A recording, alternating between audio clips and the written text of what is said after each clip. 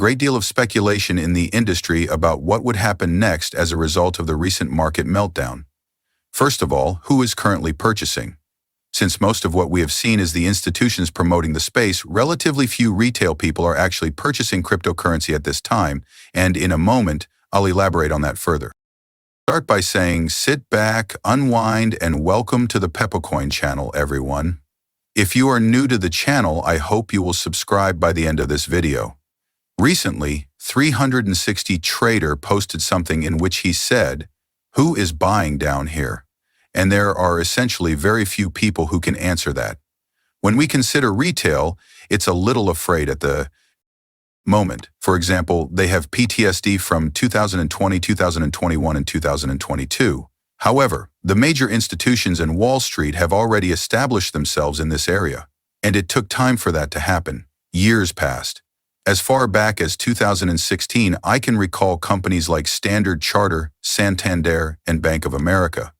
However, I also consider Goldman Sachs in 2022. Do any of you recall that? It's acceptable if you don't.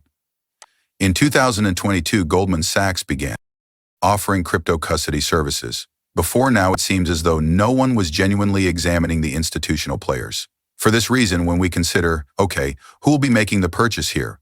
Wall Street, of course, will. They enter the large money, approve ETFs for US old coins, and lower the price. Doesn't this make sense when we consider it? Just consider how much of an impact Bitcoin has had since the adoption of ETFs, many of which are agitated by the major names and institutional players like BlackRock.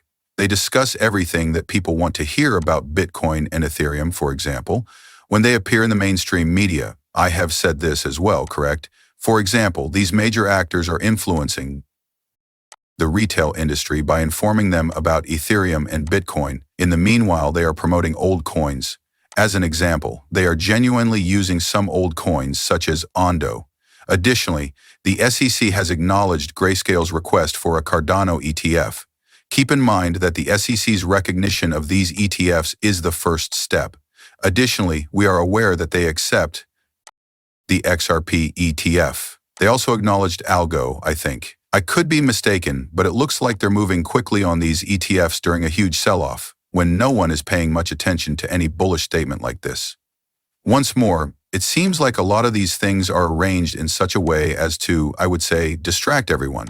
However, keep in mind that the institutions are already in place. The institutions have been in place for the last 5 or 10 years, probably even longer. JP Morgan and the other large banks that have been controlling the market for a long time come to mind. For instance, when Jamie Dimon publicly declares that he will terminate everyone who purchases Bitcoin from JP Morgan, what do you believe they're doing? Behind the scenes, for example, when Jamie Dimon tells us this and it makes headlines and drives the market to sell off, they are purchasing blood at retail. Time and time again, the same thing keeps happening.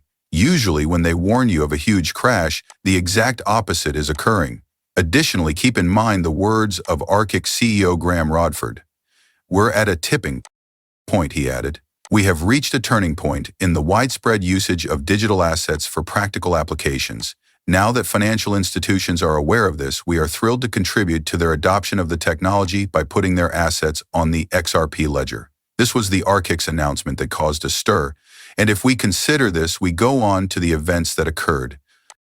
At the close of 2024, next year, cryptocurrency custody will be available from BNY Mellon, State Street, JP Morgan Chase, and perhaps Citi. The source of this is Galaxy Research.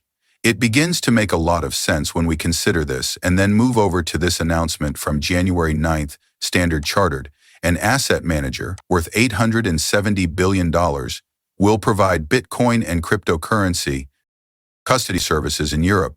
We now know that Standard Chartered is a major participant in the Ripple market. They've had a long-standing partnership with Ripple. They also made an investment in Ripple back in 2016. However, we also have SAP 121, correct? For example, this was essentially repealed at the end of January. Since then, several really significant actions have been taken. State Street, for instance. State Street will introduce crypto custody on February 17, 2026. Citi leans in as well. Given this, it appears that both State Street and Citi intend to join the crypto custody market. State Street is expected to make its debut in the upcoming year. Although the timing is novel, State Street's foray into the custody technology market is not. State Street is the second largest custodian in the world with $46.6 trillion in assets under custody, followed by Citi with $25 trillion. For over 3 years, U.S. banks were prohibited from taking part in digital asset custody due to the SEC's accounting responsibility, SOB 121. As a result, State Street's interaction with digital assets was intermittent. Banks are now able to participate in digital asset custody because SOB 121 was revoked. As I mentioned before, the revelation of SOB 121 is making it possible for these major corporations to enter the cryptocurrency market. I refer to the major institutional players when I say big players. In fact, a State Street poll conducted in the middle of last year revealed that clients had a significant need for digital asset custody, including tokenization and cryptocurrency, with a preference for the latter. And this is where the focus of the digital asset strategy really lies. Lack a strategy for digital assets. 8% TradFi tokenization, 11% digital natives and cryptocurrencies, 41%, and then both at 40%. This is the reason behind their numerous actions, and Citi is no exception, isn't it? For example, Citi has a long history in the industry. In 2022, they did collaborate with Medico, which Ripple later purchased. Rumors circulated shortly after that Citi was considering switching to a different provider. Other than that, the bank hasn't been very active in the cryptocurrency space. As of right now, we haven't heard much about Citi's actions about another provider or anything similar. I believe that this might have been what transpired between Citi and Ripple at that time is unknown to us, correct? For example, no announcement has been made, so we still don't know what's happening. However, 3 other banks leaned in early in contrast. Last year, the first bank to receive an exception under SAP 101 was BNY Mellon, the biggest custodian in the world. Co-founded by Zodiac Custody, Northern Trust is the 6th largest custodian bank. By the way, Zodiac Custody also uses Ripple Custody. With SC Ventures, a division of Standard Chartered, holding the largest stake, we already know that. Despite not being one of the biggest custodians in the world, Standard Chartered is substantially investing in crypto custody, either directly or indirectly through Zodiac. Once more, I want to point out that each of these players has some form of link to Medico. And before we actually get into what Deca Bank just did, which was to enter the cryptocurrency industry, I want to make this point several times.